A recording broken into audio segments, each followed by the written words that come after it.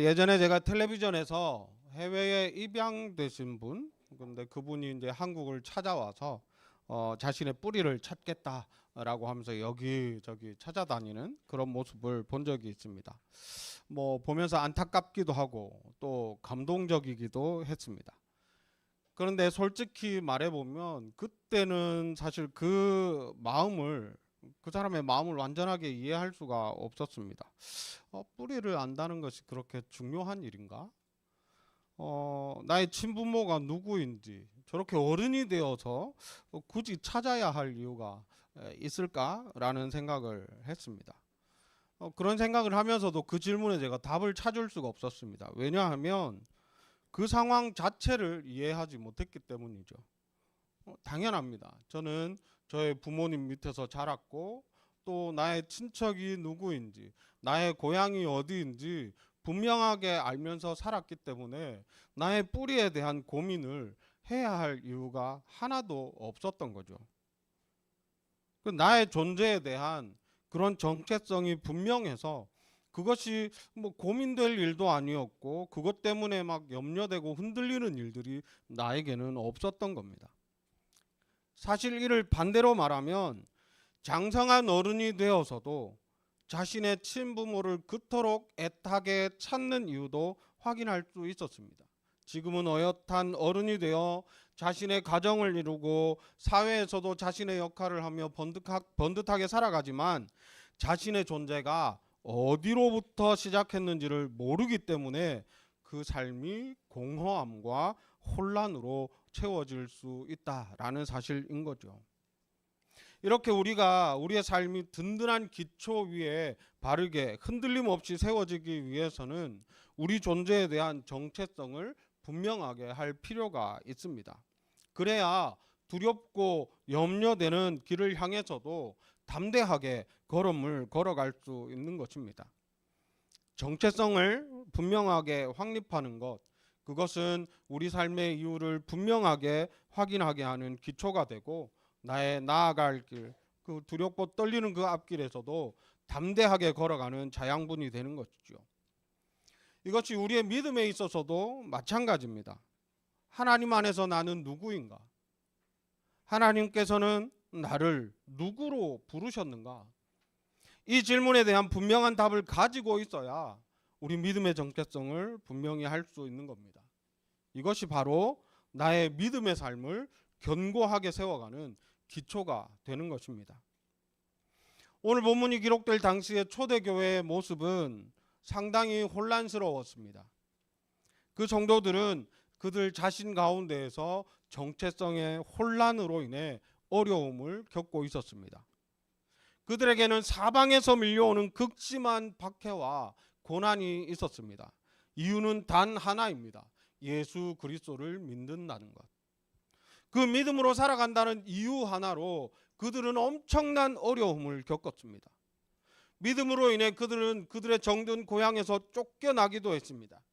믿음 때문에 당시 살아가는 그 사회 공동체 내에서 사회적으로 경제적으로 불이익을 당하며 그들의 삶은 날마다 피폐해지고 앞이 보이지 않는 깜깜함 가운데 살았습니다.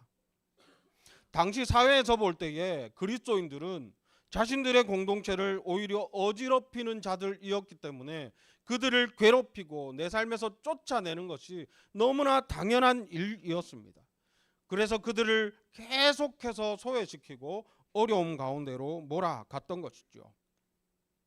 이런 극심한 현실 가운데에 그 어려움을 마주하고 있는 성도들을 향해 베드로는 그리스도인들이야말로 오히려 가장 귀하고 복된 자들임을 선포합니다. 세상에서 조롱을 당하고 보잘것없는 자로 취급을 당해도 성도는 하나님 안에서 그런 취급받는 자들이 아니라고 말해주고 있는 겁니다. 그리고 성도를 하나님께서 어떤 자로 부르셨는지를 말씀해 줍니다. 오늘 본문에서 하나님께서 우리에게 알려주시는 그런 성도의 정체성은 네 가지로 이야기됩니다. 먼저는 택하신 족속입니다. 이스라엘 백성들이 아브라함의 육체적 혈통으로 하나님으로부터 선택받은 백성이 되었던 것처럼 이제 그리스도 예수의 보혈의 공로를 힘입어 믿음을 통해 하나님의 백성이 된 성도들 또한 이스라엘과 같이 하나님의 선택을 받은 족속이 되었습니다. 더 이상 유대인들이 주장하는 것처럼 육체의 혈통을 따라 누리는 그런 특권들은 사라져버리고 이제 오직 예수 그리스도와 연합한 자들만이 하나님의 택한 족속이 될 수 있게 된 것이죠. 이런 자격은 어디로부터 오느냐? 우리에게서 찾아볼 수 없습니다. 오히려 말씀을 통해 확인하는 것은 우리가 아직 죄인 되었을 때에, 아무런 자격도 없던 그때에 하나님께서는 우리를 지명하여 하나님의 자녀, 하나님 나라의 백성으로 부르셨습니다. 하나님의 주권적인 선택으로 인해 우리는 귀한 하나님의 족속이 되었다 말해주는 것이죠. 두 번째로는 왕 같은 제사장입니다. 구약시대 제사장은 구별된 소수의 사람들만 할 수 있는 그런 직분이었습니다. 하지만 이제 예수 그리스도의 십자가의 은혜로 예수를 구주로 믿는 모든 이들이 제사장이 되었습니다. 그런데 이게 단순한 제사장이 아닙니다. 왕 같은 제사장입니다. 왕인 동시에 제사장의 직분을 가진 모습, 우리가 어디에서 보았을까요? 바로 예수님입니다. 예수 그리스도의 3대 직분 이야기할 때 왕, 제사장, 선지자, 이 세 가지 직분을 이야기합니다. 그런데 우리가, 성도가 된 우리가 바로 이 예수님의 직분, 그 모습 그대로를 따르고 있다고 말하고 있습니다. 이런 직분이 우리에게 주어졌다고 말합니다. 이렇게 왕 같은 제사장의 직분을 가지는 성도들에게 찾아볼 수 있는 특징이 있습니다. 먼저는 성삼위 하나님 외에 그 누구에게도 또 그 무엇에게도 종속되지 않는 영적인 지위를 가집니다. 왕과 같은 권위를 가지기 때문이죠. 하나님 외에 우리를 누구도 다스릴 수 없습니다. 그런 존재가 된 것입니다. 그리고 하나님께 신령한 제사를 드리는 예배자로 살아가게 됩니다. 제사장 직분의 가장 중요한 그런 핵심적인 역할이 무엇입니까? 바로 예배입니다. 따라서 모든 순간에 하나님을 향한 예배의 삶을 살아가게 되는 것이죠. 마지막으로는 세상을 향해 하나님의 뜻이 무엇인지 삶으로 나타내 보이는 자들이 됩니다. 우리를 향하신 구원의 계획과 하나님의 심판, 그리고 영원한 약속의 소망, 이런 것들을 나의 삶과 태도로 증명하며 살아가는 것이 바로 왕 같은 제사장이 살아가야 할 모습인 것이죠. 이처럼 우리는 구약의 왕도, 그 제사장조차도 누리지 못했던 왕과 제사장의 지위를 함께 가지는 영광을 누리며 살아가는 자가 된 것입니다. 그리고 이제 우리를 거룩한 나라라고 부릅니다. 이 표현은 원래 하나님을 섬기기 위해 구별된 그 백성 이스라엘을 지칭하던 것이었습니다. 그런데 이 표현이 성도들을 향해, 지금의 우리들을 향해 쓰였다는 것은 이스라엘 백성들이 구별되고 정결한 백성으로 살아야 했던 것과 같이 우리들도 구별된 생활을 해야 한다는 것을 말해주고 있는 것입니다. 아시겠지만 거룩이라는 단어는 구별되다라는 의미를 가집니다. 그런데 히브리어 원어로 살펴보면 그저 단순하게 깨끗한 것, 구별된 것, 이런 것의 의미에 그치지 않습니다. 잘라내다, 분리하다, 이런 뜻을 함께 가집니다. 무엇으로부터의 분리입니까? 바로 하나님의 뜻에서 어긋난 이 죄악된 세상과 그 안에서의 가치관으로부터의 분리입니다. 이런 분리와 구별은 우리의 주일의 삶에 국한되는 것이 아닙니다. 우리가 교회라고 부르는 이런 물리적인 공간에 있을 때에만 보여야 할 모습이 아닙니다. 우리는 세상 가운데 살아가면서 세상과는 분리된 모습으로 살아가야 하는 존재들입니다. 나의 모든 시간과 나의 모든 공간, 즉 내가 존재하고 내가 영향력을 펼쳐가는 모든 순간에 우리는 세상과 분리된 그런 삶을 살아가야 합니다. 내 모든 삶의 영역이 세상의 가치관으로부터 분리되어 오직 하나님의 통치로 가득한 하나님의 나라로 세워져 가야 하는 것입니다. 우리는 그렇게 세상과 분리되어 구별된 하나님 나라의 백성으로 살아가는 삶을 위해 하나님의 부르심을 받은 것입니다. 그리고 이제 마지막으로 우리는 그의 소유가 된 백성이라고 말씀합니다. 말라기 3장 17절 말씀에 이렇게 기록되어 있습니다. 만군의 여호와가 이르노라. 나는 내가 정한 날에 그들을 나의 특별한 소유로 삼을 것이요 또 사람이 자기를 섬기는 아들을 아낀 같이 내가 그들을 아끼리니 라고 말씀합니다. 하나님께서는 우리를 특별한 소유로 삼으셨습니다. 여기에서 소유라는 말도 히브리어 원어로 살펴보면 가장 아끼는 보물이라는 뜻을 가지고 있습니다. 하나님께서 우리를 얼마나 아끼시고 사랑하는지, 영원한 멸망에 이를 수밖에 없는 죄인인 우리를 위해 그 아들 예수 그리스도의 피값으로 우리를 사셨습니다. 우리를 죄와 사망의 그런 어둠에서 불러내어 자녀로 삼아 주신 것이죠. 따라서 우리는 그의 가장 아끼는 보물, 그의 소유가 되어 그의 뜻대로 살아가야 하는 존재가 되었습니다. 이제 우리는 나의 영광을 위해 살아가는 그런 사람들이 아닙니다.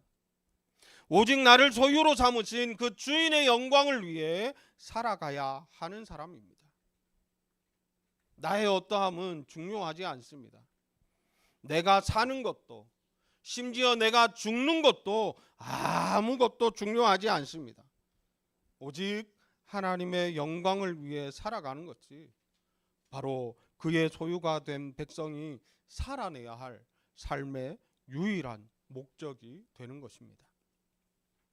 지금 베드로는 세상의 핍박과 고난 가운데 두려움과 염려로 가득한 성도들에게 너희가 어떤 존재인지, 우리가 어떤 존재인지를 분명하게 말해주고 있는 것입니다. 우리를 향하신 하나님의 뜻을 확인하면서도 성도의 정체성이 어떠한지를 알려주고 있는 것이죠. 앞서 말씀드린 대로 이것은 우리가 성취해낸 것이 결코 아닙니다. 우리가 무언가를 노력해서 가지게 된 그런 정체성이 아니라는 말입니다. 하나님께서 은혜로 우리에게 허락하신 우리가 끝까지 지켜가야 할 우리의 믿음의 뿌리, 우리 믿음의 정체성인 것이죠. 그런데 하나님께서는 우리에게 왜 이런 역할, 왜 이런 정체성을 가지고 살아가도록 하셨을까요? 9절 하반절의 내용을 살펴보면 그 목적을 확인할 수가 있습니다. 이는 이라고 시작되며 말씀을 합니다. 여기에 보면 우리에게 허락하신 정체성의 목적이 무엇인지를 말해줍니다. 바로 그의 아름다운 덕을 선포하게 하려 하심입니다. 그 아름다운 덕은 우리를 기이한 빛에, 그의 기이한 빛에 들어가게 하셨습니다. 우리를 어두운 절망, 그 죄악 가운데에서 건져내셨습니다. 그리고 놀라운 생명의 빛으로 인도하신 것이죠.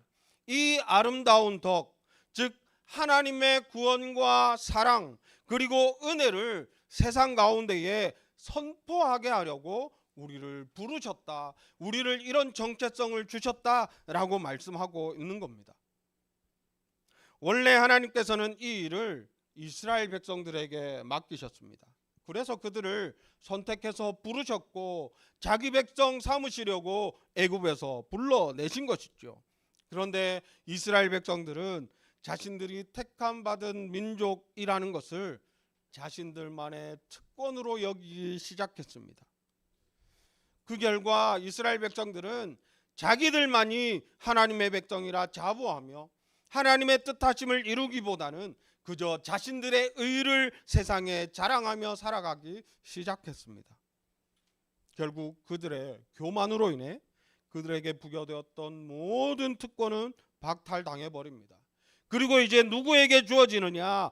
예수 그리스도의 구속의 은혜로 그것을 통해 믿음을 가진 모든 성도들에게 과거 이스라엘에게 허락하셨던 그 모든 특권들을 부여하기 시작하셨습니다. 이 특권을 누리기 위해 필요한 것은 나만의 것으로 여기며 자랑하는 것이 아니라 하나님의 뜻대로 구원함을 얻게 될 세상의 모든 사람들에게 알도록 선포하는 일입니다. 이것이야말로 우리에게 구원을 베푸신 하나님의 뜻이며 교회와 성도의 존재 이유인 것입니다. 이처럼 하나님의 아름다운 덕을 선포하는 일은 결국 어떤 모습으로 나타나느냐? 하나님께서 우리를 택하신 이유, 왕같은 제사장으로 삼으신 이유, 거룩한 나라로 세우신 이유, 우리를 자기 백성으로 삼으신 이유, 성도로 부르심을 받은 우리의 정체성을 확인하고 드러나게 하시는 것은 결국 하나님의 영광을 선포하는 것, 그분의 뜻을 높여드리는 것, 이것은 바로 하나님을 예배하는 것입니다. 여기서 말하는 예배는 우리가 이렇게 함께 모여 정해진 시간에 정해진 공간에 함께 모여 하나님 앞에 예배하는 것만 말하는 것이 아닙니다. 오히려 성도의 정체성을 예배하는 행위로만 이해하는 것은 매우 작은 부분으로 이해하는 것입니다. 하나님의 영광을 선포하는 것은 우리의 입술로만 하는 것이 아닙니다. 우리의 삶이 언제나 하나님의 크고 위대하심을 드러내는 도구가 되어야 하는 것입니다. 우리가 존재하는 모든 형태가 하나님을 예배하는 것이 되어야 합니다. 그래서 우리의 믿음의 정체성을 드러내는 것은 예배하는 행위에 국한되는 것이 아니라 우리 스스로를 예배하는 존재로 인식하는 것, 예배하는 존재라는 개념으로 우리는 이해해야 합니다. 그리스도인에게 예배는 행위가 아니라 우리의 상태를 말합니다. 그러니까 성도의 정체성은 바로 예배에 있음을 알아야 합니다. 예배가 바로 우리의 정체성입니다. 그리스도인들의 직장 생활은 경제 활동이 아닙니다. 예배입니다. 우리의 직장의 삶을 통해 하나님의 아름다운 덕이 드러나야 하는 것이죠. 열심히 나에게 주어진 역할을 해야 합니다. 나에게 주어진 그 역할을 임무를 수행해야 합니다. 게으르지 말아야 하고 다른 직장 동료와의 사이에서 화평을 이루어내야 합니다. 그것이 그리스도인으로서 직장 가운데에 하나님의 그 아름다운 덕을 선포하는 그런 예배가 되는 것이죠. 그리스도인의 학교 생활은 배움 이상의 의미가 있습니다. 바로 예배입니다. 학업에 있어서 최선의 노력을 다하고 이를 통해 지식과 지혜의 영역을 넓혀가는 것은 하나님이 세상의 모든 지혜의 근원이심을 드러내고 선포하는 예배가 되어야 합니다. 가정생활도 마찬가지입니다. 남편과 아내가 서로를 향해 보이는 태도와 말이 예배입니다. 부모와 자식 사이에 서로를 향해 보이는 사랑이 바로 예배가 되는 것입니다. 가정에서 그리스도인의 그런 정체성을 바르게 드러내며 가정에서의 생활이 하나님 앞에 구별되어 드려지는 예배가 된다면 그 가정은 세상 어디에도 자랑할 만한 하나님의 나라가 되는 것입니다. 이처럼 나에게 주어진 모든 삶의 현장이 예배의 현장이어야 합니다.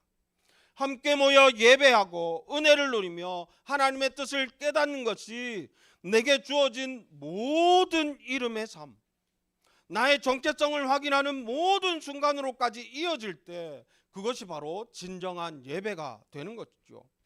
이처럼 성도는 주어진 모든 시간과 공간에서 예배하는 존재가 되어야 합니다. 세상의 그 무엇도 우리를 예배하게 못하는 그런 이유가 될 수가 없습니다. 오늘 우리 아이들 찬양하며 그 모습 볼 때에 얼마나 기쁨으로 다가왔는지 모릅니다. 모든 아이들이 아름답고 대견스럽고 기쁘지만 또 특별히 제 눈에 보였던 건 우리 믿음이었습니다.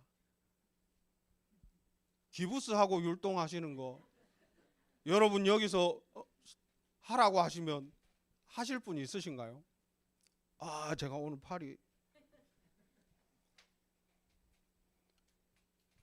근데 기부스를 하고도 예배하잖아요. 찬양하잖아요. 건강이 나에게 주어진 어떤 평범에서 벗어난 혹 떨어진 그런 상태와 상황이 우리가 하나님 앞에 예배하지 못할 이유가 되지 못하는 겁니다. 그 모든 순간에 모든 형편에 우리는 언제나 모든 것으로 하나님 앞에 예배하는 삶이 되어야 하는 것입니다. 그런데 우리는 예배를 오해합니다. 온전한 예배의 삶이 무너져 있습니다. 일주일에 한 번 참석하는 이 예배로 나의 믿음의 삶에서 도리를 다 했다고 여깁니다. 그마저도 혹 참석하지 못하는 날들이 있으면 괜히 마음이 불안하고 뭔가 하나님의 징계를 받을 것 같은 찝찝함을 느낍니다. 왜일까요? 나의 할 바를 다 하지 못했다고 생각하기 때문입니다. 그리고는 아무렇지 않은 듯 받은 은혜와 상관없이 복음과는 아무런 관계도 없는 듯이 세상에서의 삶을 살아갑니다. 주일의 예배를 통해 받은 은혜는 이 예배당 문을 나서는 순간 모두 잊어버립니다. 앞으로 살아갈 일주일에 아무런 상관도 없는 그런 말씀으로 여깁니다. 그냥 내가 여기에 앉아있다 가는 것으로 만족하는 겁니다. 왜 이런 모습을 보이는 걸까요? 우리의 정체성이 분명하지 않기 때문입니다. 우리가 하나님 앞에서 어떤 존재인지 제대로 인식하지 못하기 때문입니다. 이런 우리의 모습을 보시면서도 하나님은 지금도 여전히 온전히 신령과 진정으로 예배할 그런 예배자를 찾고 계십니다. 우리가 이렇게 예배해야 할 분명한 이유가 있습니다. 10절 말씀해 보니까 우리가 이전에는 하나님의 백성이 아니었지만 지금은 하나님의 백성이라 말합니다. 우리가 전에는 하나님의 긍휼과 아무런 상관이 없는 자들이었지만 이제는 하나님의 크신 긍휼의 은혜를 누리는 자들이 되었다 말합니다. 이런 신분의 변화를 인식하는 것이 너무나 중요합니다. 또한 이전의 삶과 이후의 삶이 확연하게 구분되어야 하는 것이 너무나 필요합니다. 에베소서 2장 12절 13절 말씀입니다. 그때에 너희는 그리스도 밖에 있었고 이스라엘 나라 밖의 사람이라 약속의 언약들에 대하여는 외인이요 세상에서 소망이 없고 하나님도 없는 자이더니 이제는 전에 멀리 있던 너희가 그리스도 예수 안에서 그리스도의 피로 가까워졌느니라. 그리스도 밖에 있을 때에는 하나님과 아무런 상관없는 외인이었습니다. 어떤 것도 은혜로 받을 수 없는 자들이 바로 우리들이었습니다. 죄로 하나님과 단절된 상태의 우리는 어떠한 소망도 가질 수 없는 자들이었습니다. 하지만 이제는 다릅니다. 멀리 있던 우리가 이제는 가까워졌습니다. 하나님의 약속과 가까워졌습니다. 이제는 하나님의 백성이 되었고 이전에는 꿈도 꾸지 못하던 하나님의 무한하신 긍휼의 그 주인공이 된 것이 우리들입니다. 이보다 더 하나님을 예배해야 할 이유가 있을까요? 그저 은혜로, 그저 하나님의 선하신 택하심으로 나에게서 어떠한 것도 찾아낼 수 없는 그 이유들로 우리는 이전과 완전하게 다른 존재가 되었습니다. 이것이 바로 우리가 하나님 앞에 예배해야 할 이유가 되는 것입니다. 이 시간, 이 공간만이 아닌 내가 속해 있는 모든 시간 공간에 예배해야 할 이유가 바로 이것입니다. 하나님의 은혜를 여기서만 누리십니까? 하나님의 긍휼이 여기에서만 우리가 받는 것입니까? 아닙니다. 나의 모든 형편 가운데, 모든 상황 가운데에 우리는 하나님의 은혜를 누리며 긍휼 가운데 살아가는 존재인 것이죠. 그 순간이 예배로 살아가야 하는 것입니다. 예배는 하나님의 은혜를 기억하는 자리입니다. 은혜를 잊고서 진정한 예배로 나아올 수는 없습니다. 이스라엘 백성들이 광야에서 금송아지를 만든 이유가 무엇입니까? 하나님을 잊었기 때문입니다. 그들을 인도하시는 그 하나님의 은혜를, 홍해를 가르치는 그 하나님을, 불기둥 물기둥으로 인도하신 그 하나님을 싹 잊어버렸기 때문입니다. 그저 내 생각대로, 내 기준대로, 내가 세상에서 살아가는 그 가치대로 그저 이 순간의 불안을 덜어내기 위해, 나 스스로의 만족을 위해 하나님은 잊고서 그런 금송아지를 만들어낸 것이죠. 그런데 우리가 그 은혜를 매 순간 기억하면 어떻게 될까요? 눈을 뜨고 감는 모든 순간에 내게 허락하신 하나님의 은혜가 기억되고 경험된다면 어떻게 될까요? 매 순간이 은혜가 되는 겁니다. 매 순간이 예배가 되는 겁니다. 은혜를 기억할 때 우리는 비로소 우리의 정체성을 드러내며 하나님 앞에 예배하는 자의 삶으로 살아갈 수 있게 되는 것입니다. 우리 구교회는 하나님을 전심으로 예배하는 공동체를 바라며 시작되었습니다. 온전히 드려지는 예배를 사모하며 함께 마음 모아 공동체를 세워가기를 원했던 것이 우리들입니다. 이를 위해 우리는 우리가 하나님 앞에 어떠한 존재인지를 바르게 깨달아야 합니다. 우리를 무엇을 위해 부르셨고 택하셨는지를 분명하게 확인해야 합니다. 우리의 정체성을 확립해야 하는 것이죠. 우리는 모든 순간 예배하는 자가 되어야 합니다. 하나님의 은혜를 기억하며 하나님 앞에 내 삶을 올려드리는 자들이 되어야 합니다. 하나님께서는 우리에게 주어진 삶의 얼마를 구별해서 드리는 것을 원치 않으십니다. 하나님은 우리가 우리 삶의 전부를 하나님 앞에 드리기를 원하십니다. 그걸 위해 우리를 부르셨습니다. 하나님은 이 모든 것을 당연하게 우리에게 요구하실 수 있는 분입니다. 우리에게 은혜와 긍휼을 베푸시고 우리를 더 이상 어두운 곳에 두지 않으시며 생명의 빛으로 우리를 인도하시니가 바로 하나님이시기 때문입니다.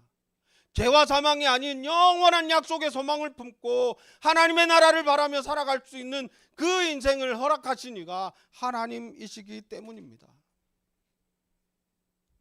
우리 그 교회 모든 성도들이 다시금 마음의 결단을 할 수 있기를 원합니다.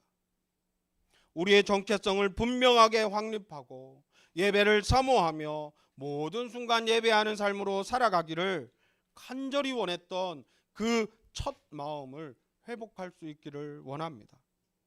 그래서 나의 모든 순간, 내 삶의 모든 영역에서 무너졌던 예배가 회복되고 마음껏 온 마음 다해 하나님의 영광을 선포하는 그런 예배자의 삶을 살아가는 우리 모두가 될 수 있기를 간절히 소망합니다.